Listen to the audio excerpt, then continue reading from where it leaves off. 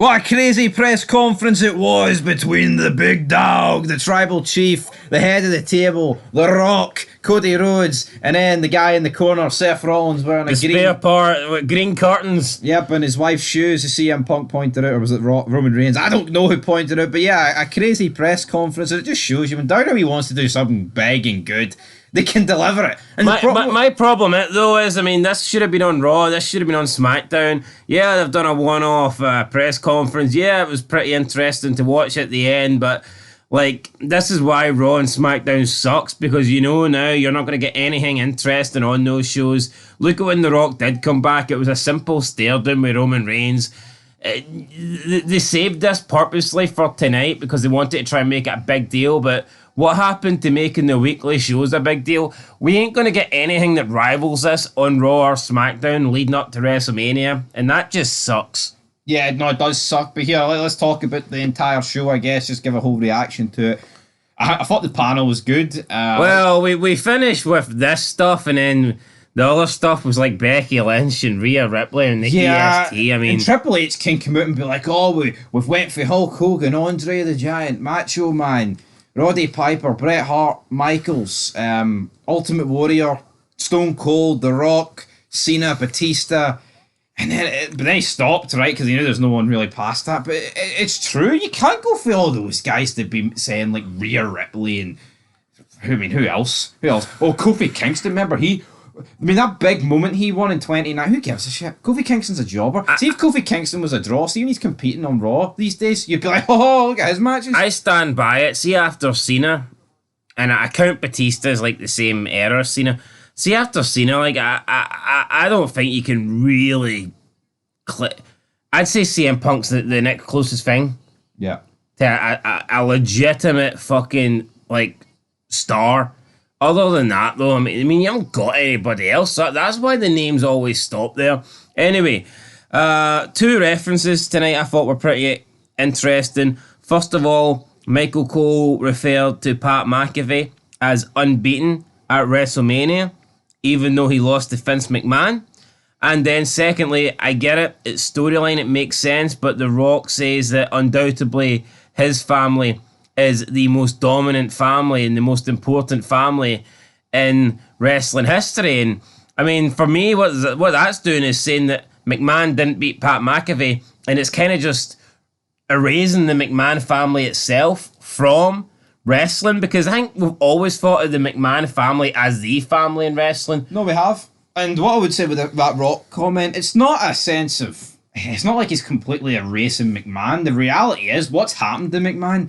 The McMahons are pretty much powerless in WWE. We also got the WrestleMania like promo package, and it showed you obviously 39 years of WrestleMania. There was no McMahon in it, and I'm not expecting McMahon in it, but every time you see a WrestleMania package, you always hear the voiceover, "Welcome to WrestleMania." And what we had a voiceover instead from like Mean Gene Okerlund, and it's just not the same. And I mean, you can clearly see here that they're not showing any McMahon. And I think with the two comments about the Pat McAfee being unbeaten despite losing to McMahon, and then The Rock putting over his family, it does seem like they've just tried. They're trying to, if not erase the McMahons, I mean, they're at least they're not willing to showcase them. Yeah, I mean, absolutely. So much is being put on like Triple H, a lot of focusing on that, and like The Rock now, TKO. I mean, they even mentioned Nick Khan. When have they ever mentioned Nick Khan before? I mean, it's a hard thing to distance yourself from the McMahons, because the reality is the McMahons have been on TV for so long. And at this point, like, I know Stephanie did walk away or whatnot, and Shane came back and got injured, so we don't really know what his role at the company is. But I actually feel like if they want it to be on TV right now, and if they wanted to be a part of this, I don't think they would be, just for the fact that you couldn't really introduce them without calling them McMahon. Yeah, and it's like David Benoit. That's what it's similar to. Even though what McMahon's done is nowhere near what Benoit did, because we don't even know what McMahon's done. There's no proof. There's no truth to it. With Benoit, I mean, I know some people will say, well, there's no truth to that, but the reality is that's what he's labelled as. But as for this, as we move on to our main event segment, because I'm not here to talk about Becky Lynch and Rhea Ripley. No one cares. See what Bianca Belair came out and said you can't spell WrestleMania without EST. That's what she offered. Horrendous. Absolutely horrendous, right? And see these people, right, who you can argue with on Twitter or Facebook or Bebo or YouTube or any social media platform these days. See these people that actually think that the women or any other jobbers are close to like what The Rock can offer you, what you've seen in this. I don't even think The Rock was the best guy on the mic in terms of that main event press conference, whatever you want to call it. But like, just look at the aura when they were out there talking. You've got Triple H with Nick Aldis, all these big guys, and Seth Rollins is a jobber in the corner, but it felt big, didn't it? Felt important. It felt important, and yeah, you know what? Obviously, they're trying to blur the lines. Felt special. Yeah, it felt special. They're trying to blur the lines between what's real and what's not. But we know, see this "We Want Cody" thing. I don't know if WWE orchestrated it for the start. Maybe they just thought they would accept The Rock. Obviously, the fans haven't, but they've been passing out hashtag "We Want Cody" signs at Raw and NXT. If it was not a work, they wouldn't be doing it. It's that simple. This is obviously a work. They're trying to attempt, I think, to get Cody Rhodes more over. Yeah, even on the panel, they were addressing that. I mean, if they didn't want that to be the case, it wouldn't be getting talked about. Yeah, exactly. Yeah, they would give it the McMahon or Benoit treatment. That's what they would do.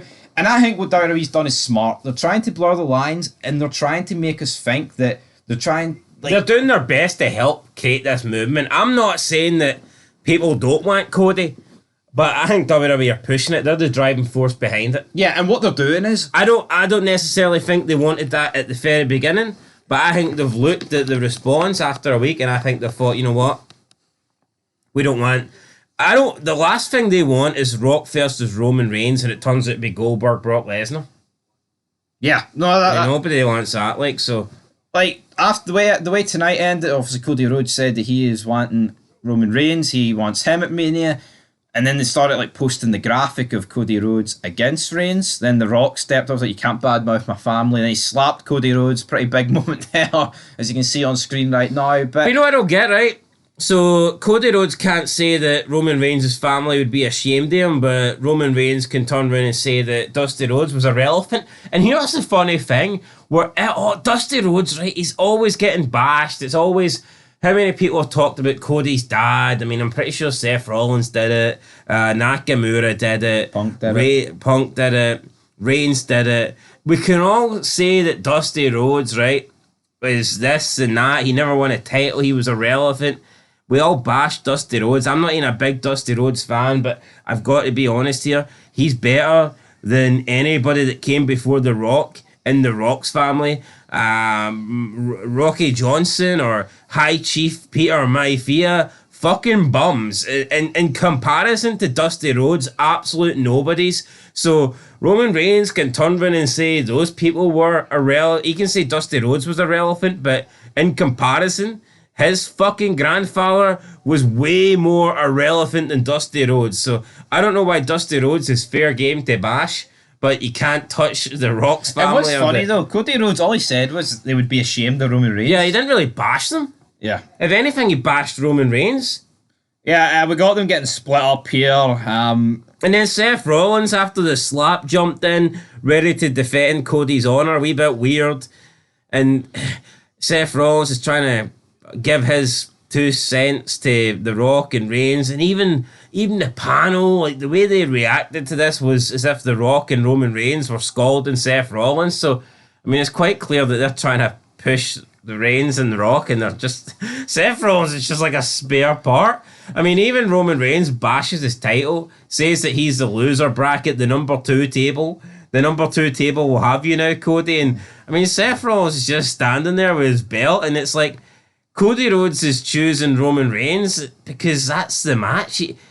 That's it. I mean, Seth Rollins is just standing there like... Yeah. I actually do feel a bit bad for him.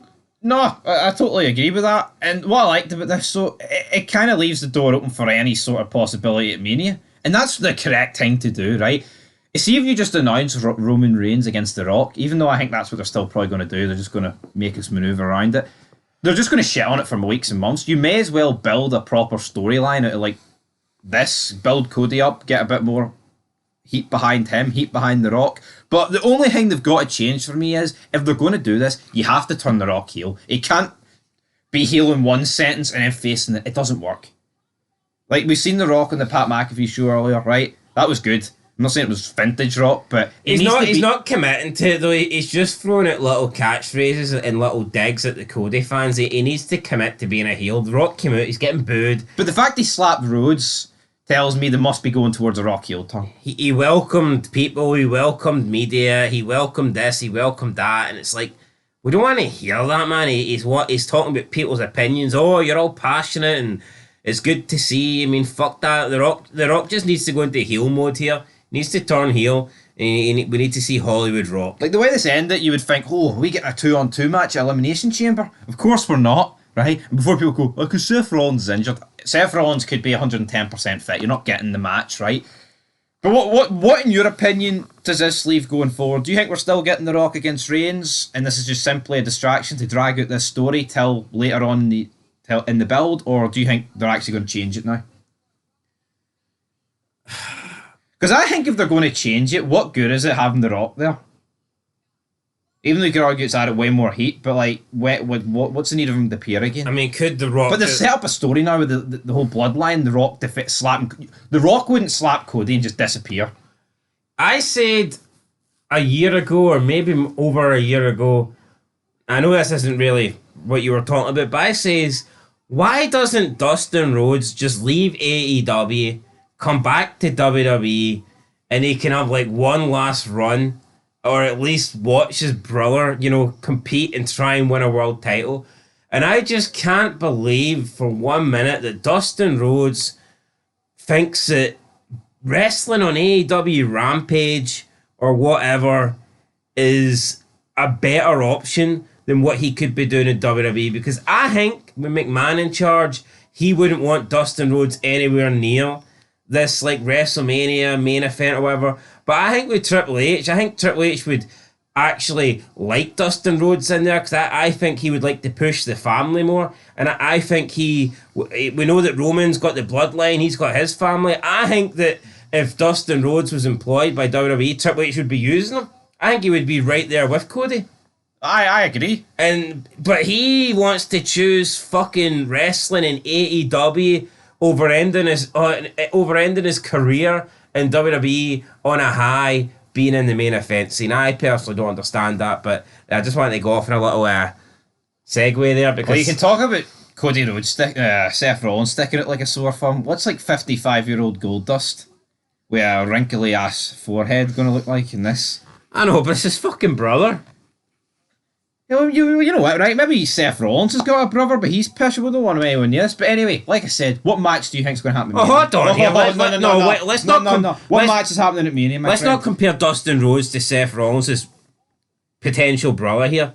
I put Goldust above Cody Rhodes earlier on our list. But anyway, what match is going to happen? I think we're going to get Cody versus Roman. So what's happening with The Rock? You think they've U-turned backstage tonight? He might just be in the corner. No, I don't think they've U-turned tonight. I think they were going with Rock versus Reigns, and they've probably maybe just U-turned within the past week. WWE's been pushing, they've been promoting, and they've been accepting, they've been acknowledging, as Roman Reigns would say, they've been acknowledging the whole "We Want Cody" tweets. That's what's best for business, though. I'll admit, see McMahon, there's things like in the past that have happened, and he's just tried to blank it out. I think Triple H did the right thing by acknowledging this, because if he didn't acknowledge it, you wouldn't have got something like tonight. Yeah, it does feel a bit more organic when you react to, what the different situations and what the crowd want. I think McMahon sometimes was very set in his ways, and he'd be like, fuck him, and he would just do what he wanted to do, even if it was at the expense of a good show or the match that people wanted. What are we going to get? Are we going to get The Rock? Are we going to get the Rhodes, Reigns, Rock special guest referee? I mean, Rock could... I'd probably rather that than a triple threat, if I'm being honest. Could The Rock be the special guest referee and end up costing Roman after maybe Roman confronts The Rock or something and he's not happy that The Rock's not counting fast? I don't know. We could get something to do with The Rock in Roman's corner that costs him the belt and sets up Rock versus Roman. But I think you're at the point now where Roman Reigns needs to lose clean. I think Roman Reigns needs to lose as clean as possibly can be. I don't think having The Rock somehow, potentially cost him or having any sort of interference is a good idea. I think if it is going to be Cody, I think whoever beats Roman Reigns needs to beat him 1, 2, 3, simple, middle of the ring. No drama, no fucking bloodline. Just 1, 2, 3, good night, better man won. Yeah, no, I absolutely agree, but you can't end a 4-year title reign on a fucking fluke or a controversial decision. Problem with this is though, right, we're asking these questions, and you know what? See in the normal world, see tomorrow night on Friday Night SmackDown, you'd get some answers, but we know they're not going to be there. It'll just be, oh, look what happened yesterday night. We're going to take you back to the Las Vegas Mania press conference. That's it. That's your whack. They'll replay this for about a month. Nah, this will be talked about for a month because they ain't going to get. How good would we ain't going to get any more new material for a month? How good would WWE be if you were getting like this every week on Raw and SmackDown? Just say SmackDown because that's where the feud basically is. I would know it would be great, but compare this to everything else that happened tonight. Obviously, you had Belair came out, and then you had Rhea Ripley and Becky Lynch confronting each other. Pales in comparison. And also, I want to give a shout out to Bayley. She also won the Royal Rumble. Nowhere to be seen tonight. She's not on the poster. Everyone that is on the WrestleMania poster appeared tonight. I think the only person that isn't on the poster that also appeared tonight was Becky Lynch. Well, no, but why is Bianca Belair getting time on the mic and not Bayley? Yeah, I don't get that. It must be. I give you. I'll give you one reason. Black woman. That's why I brought it up.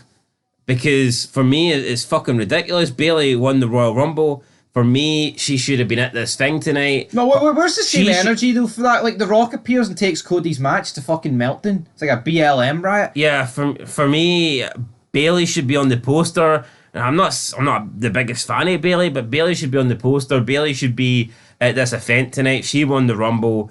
Bianca Belair's barely been on TV for the past 6 months. Why is she there? I don't fucking know. There was also a funny scene where Punk said, Cody threw me at the Rumble, not The Rock. And you could just see in the background The Rock pure staring at CM Punk. Also, CM Punk, I mean, not once, not twice, not 3 times, not 4 times, but I mean, probably about 10 times tonight referenced the fact that he would be punching people in the face. And it's like, I mean, come on, that's getting a bit old. I know. It's brilliant. I like that. I know, but I mean, fuck me. How many times was they going to say you need to punch people in the face? I know. If that was me, I'd be punching them in the face. We then get backstage. And even Big E, even at the beginning, referenced he was there to stop Punk getting fired. It's wee dig, so I like that. But then Triple H getting interviewed backstage. He's like, people go into business for themselves. Who is he referring to? I don't know. But then you see Roman Reigns and The Rock walking in the background. They stick it. They look. They look like not superstars. Exactly Chris Sabin, is it? No, it's not. The Rock walking down the alleyway, man. His arms are brushing the side of the room. And then he starts slabbering the Triple H. The alleyway? No, you know what I mean. The corridor. The hallway? You fucking spastic. The alleyway in Las Vegas, Nevada. But yeah, The Rock says he's bad-mouthing my fucking family. And then Triple H is like, yeah, I know it's out of order. But I think Rock thought Triple H said he was being out of order. Then he doubled down and went, no, fuck, he's out of order. No, I thought Triple H did say The Rock was out of order. Was he? I think so. I don't know. Hold on here. Rhodes said that to Roman, your family would be ashamed. Roman said to Rhodes, your dad was irrelevant. Who was more out of order there? Well, definitely The Rock and Reigns, but yeah, but who's got the belt? Who's the big fucking movie star? The Rock's definitely not Cody Rhodes. The Rock's a fucking crybaby bitch, right? Austin was always better, and I'm standing by it. No, I want Cody. I've changed. Give me Cody, brother. Why? How great would it be at Mania if you got Cody and Austin against Reigns and Rock? That's not happening. No, how great would it be? Seth Rollins and his wee green shoes will probably have something to do with that. Anyway, guys, that's it. Rating out of 10, I'll give it a 5. I thought. Wait, the whole thing or just the final segment? The final. I'm actually going to give the whole thing a 5. You know why? I actually thought the entire presentation was done pretty well. No, look, I mean, Triple H coming out and putting over all the faces, that was alright. I enjoyed the panel. You got Cole, who's obviously the voice of WWE. Pat McAfee, who is the best commentator on WWE. You got CM Punk, who should be used more while he's injured like that. And you know what? Big E was okay. I'm not a big fan of Big E, but he held his own tonight. He brings a different energy. Yeah, he's flamboyant, he's energetic. They're a little bit gay as well, but you know what? I'll accept it. But see, this is Exhibit A of why you don't need flippy dippy wrestling. You just need people out there Yeah, talking. not a super kick tonight, not a moonsault, Just not, a slap. not a suicide dive. Oh, the only offensive move we had was a simple slap, and I mean this is probably the best thing I've seen WWE do in a long, long, long time. Yeah. So there you go. I'll give it a 5 out of 10 as well. I just don't think we needed to hear from Bianca Belair, Rhea Ripley, or Becky Lynch. I think we should have heard from Bayley. I mean, could it just be the fact that if we hear from Bayley, they need to include Io Sky? And I mean, do they really trust Io Sky to be part of a big event like this live?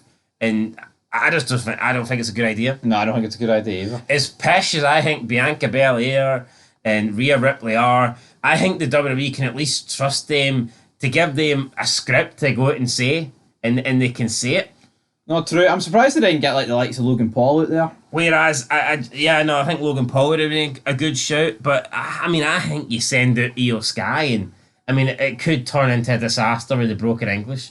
No, it would. And I think this is like why a guy like Nakamura, right, is never going to be a top guy. I mean, can Nakamura cut on Raw and SmackDown when it doesn't really matter, right? And they ain't really promoting it, and like 1.5 million people are watching. Can they cut a broken English promo with Nakamura and we laugh for it and go, it was funny? Yes, of course. But look how serious, look how much they were pushing this event tonight. And they really, the WrestleMania pre-show, it's on the same weekend of the Super Bowl, blah, blah, blah. It's going to be must-watch tonight. Are they really going to give Nakamura 10 minutes?